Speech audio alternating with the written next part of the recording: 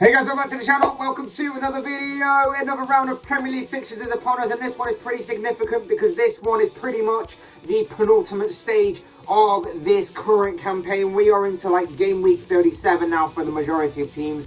We're going to be looking at the games to be taking place this weekend and across into midweek as well, right before obviously next weekend's final game stage.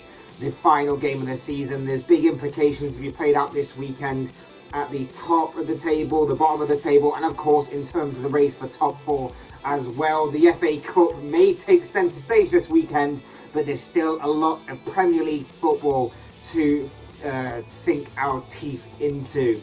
Before we get into predicting and analysing and all that kind of good stuff with these kind of games, I would like to remind you all to please like the video and also subscribe if you're new. Both things are always and forever be greatly appreciated. And for now, let's get into the Premier League fixtures. We're going to start things off with Tottenham versus Burnley at the Tottenham Hotspur Stadium.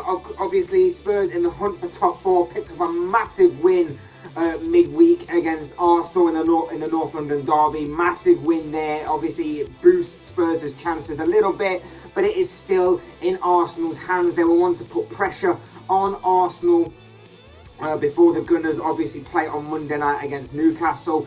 Going to be a big game for Spurs, but in the kind of form that they're in, you have to kind of back Spurs to win here. I know earlier on in the season, Burnley did actually beat Spurs in this, and Burnley are not exactly safe in the relegation zone either, so both teams have got something to play for in this game. And whilst Burnley could prove to be tough opposition, both physically and in terms of endurance and stuff like that, you'd imagine that with the likes of Harry Kane and Heung-min Son for Spurs, especially with Son chasing the golden boot, you'd imagine that Spurs will just have enough firepower in those two players alone, in typical Spurs fashion, to get the job done in this fixture.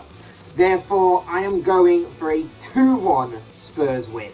Next up, we're at Villa Park, Aston Villa against Crystal Palace. Two teams with not really much to play for, both just kind of see out the rest of the season in good form.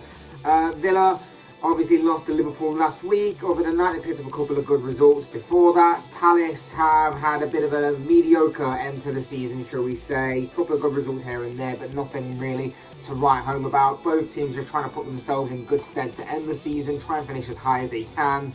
It's going to be an interesting game for that kind of reason. It'll be interesting to see if they go for it. Villa gave Liverpool a good game on Tuesday night. Really gave them a run for their money, but ultimately just came up a little short. In terms of the managers, it's obviously Steven Gerrard against Patrick Vieira. Once a great battle in terms of Premier League history, now a great battle on the touchline in terms of management. Be interesting to see how those two particularly develop over time. As far as this game goes though, I'm going to give the slight edge to Aston Villa. I think that with the way that Aston Villa played on Tuesday, if they can carry it on into this game, I think they will actually come up with the 3 points in this one. So I'm going to go for a 2-1 Aston Villa win. Next over at Ellen Road for Leeds taking on Brighton. Leeds United obviously in red hot water. If they are to lose this game, they are pretty much, it seems, confirmed as to going down, especially if Burnley managed to pick up something in their game against Tottenham, or managed to pick up something in their game midweek, and especially if Everton do something similar.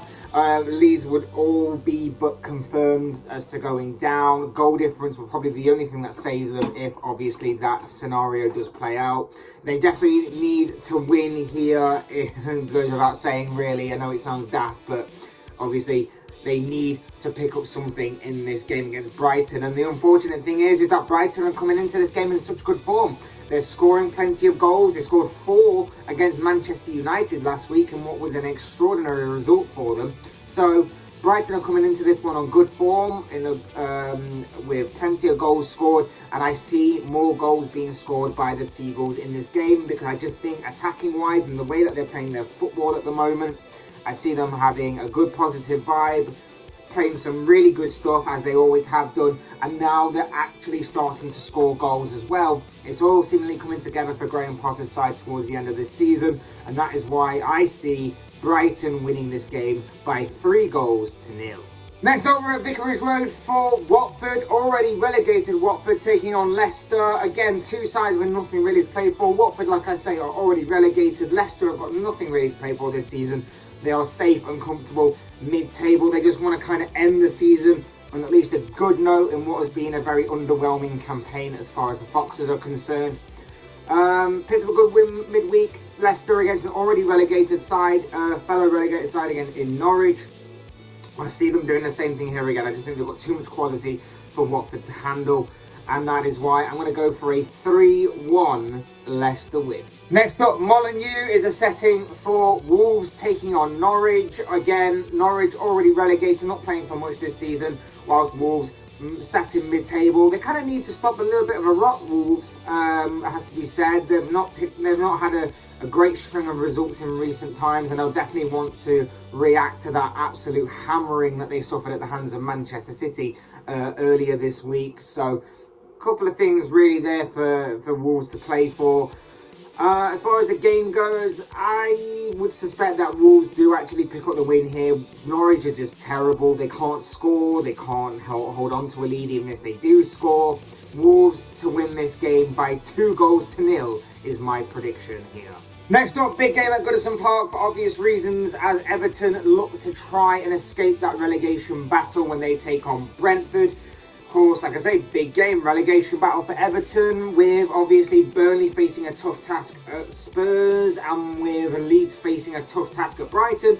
This could be a really big opportunity for Everton to escape the drop zone and really get out of a relegation fight down there before the final couple of games of the season for them.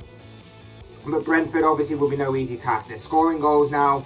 They're playing very well, playing some really good football at times, and have picked up some very good results in recent weeks, with maybe one or two exceptions here and there. As far as this game goes, the Bees to beat the Toffees isn't out of the realms of possibility, and that's actually what I'm going to go for. Although maybe Everton's home form may save them in this one, and maybe they might get a draw from this game. I just got a sneaky feeling that the Bees may just beat the Toffees and may just beat Frank Lampard's side in this game. So I'm going with Thomas Frank's side to win this game by 2-1. Now we move on to Monday night's games, and we have got Newcastle taking on Arsenal at St James's Park. Like I say, big game for Arsenal this one. Newcastle don't have anything to play for. They're safe, they're sound, they're secure. But Arsenal slipped up a little bit midweek in that poor display against Tottenham, and that has really opened the door on a top 4 race to now apply pressure to Arsenal. And as we all know, we know what happens whenever pressure arises within the Gunners. They tend to slip up. Newcastle obviously picked up a couple of bad results in recent weeks against the top 2 in Liverpool and Man City, but they have played pretty well, obviously, since Eddie Howe's really took charge of this team and really moulded it in his image to be pretty decent and to be pretty stubborn at times. Arsenal, you would probably expect them to be favourites in this one and go on and win this game, but like I say, they've got a few problems with their defence, and when the pressure does arise, sometimes they crack under that pressure, and that could really, really open the door for Tottenham to leapfrog them this weekend and maybe have a big advantage going into the final game of the league season. However, I am going to go with the Gunners in this one. I have a sneaky feeling that away from home, with Newcastle having nothing to play for and with Arsenal having something to play for, maybe Arsenal will this time rise to the occasion, and that is why I'm going to go for a 2-1 Arsenal win. Next time we're coming to Tuesday night's game. It is at St Mary's. It's Southampton against Liverpool. Obviously, by the time that this game plays out, Liverpool's title challenge may hang by a thread, depending on obviously how goal difference is and that, and so on and so forth. But it could be still a big weekend for Liverpool anyway, because they have obviously got that massive game in the FA Cup coming up against Chelsea. So it could be still a good weekend for Liverpool as far as they're concerned. They're not going to be focused on Man City. They're going to be mainly focused on beating Chelsea on Saturday. But then after that happens, they turn their attention to Southampton on Tuesday. Big game. Obviously, Southampton got nothing to play for. They are safe and sound mid-table. So there's nothing really for Southampton to play for. But for Liverpool, of course, they can still push this title challenge to the final day at the very least. And maybe some sort of Bristol Rovers madness might occur. Who knows? But no, like I say, they won't be focused on that. They'll be focused on their own games, their own destiny in their own hands. Liverpool go to Southampton. I think it's going to be a Reds win. It has to be a Reds win, and I think that is pretty favourable in that. So I'm going to go for a 2-0 Liverpool win, just because of all the quality that Liverpool have on display, and obviously the strength and depth. So yeah, Liverpool win. Next up, Thursday night's game, we'll see Everton against Crystal Palace at Selhurst Park. Obviously, again, we talk about this, Everton, big game for them. It could be, depending on the result previously. Again, Everton being at home, that could play in their favour. Their home form seems to be the only thing that is really keeping them alive in this relegation battle. It really depends on what happens against Brentford. I think that with Palace having enough to play for, again, it does go into their hands as well. So I think that, you know, it could be that Everton managed to somehow escape this whole relegation battle, whether it's in the Brentford game or in this game. I'm going to go for a 1-1 draw in this game. I just got a feeling that Everton will pick up a point here. Next up, Villa Park, Aston Villa against Burnley. Again, Thursday night. Big game for Burnley, obviously, depending on what their result is previously. Their relegation battle could go right down to the wire against Leeds or Everton, depending on how the results go. It could be a bit of a madness finish, or it could be pretty much done and dusted by the time these games come around. Could be very interesting. Like I say, I think with how Villa have played in recent games, I think if they are to take their chances when they fall and play the similar sort of way, then I think Villa will get the victory here, and it could be a very good finish to the season for Steven Gerrard's side, and that is why I back Villa to beat the Clarets, and that is why I'm going for a 2-1 home win. And then our penultimate game on this list, it is Stamford Bridge. We're at for Leicester's away trip to face Chelsea on Thursday night. Obviously, Chelsea, this will be the first time that they're in action since the FA Cup. That obviously would take place this weekend. So, depending on what's happening there, it could be a bit of a party time atmosphere at Chelsea, or it could be a redemption sort of story that is on their minds, depending on obviously how that result goes.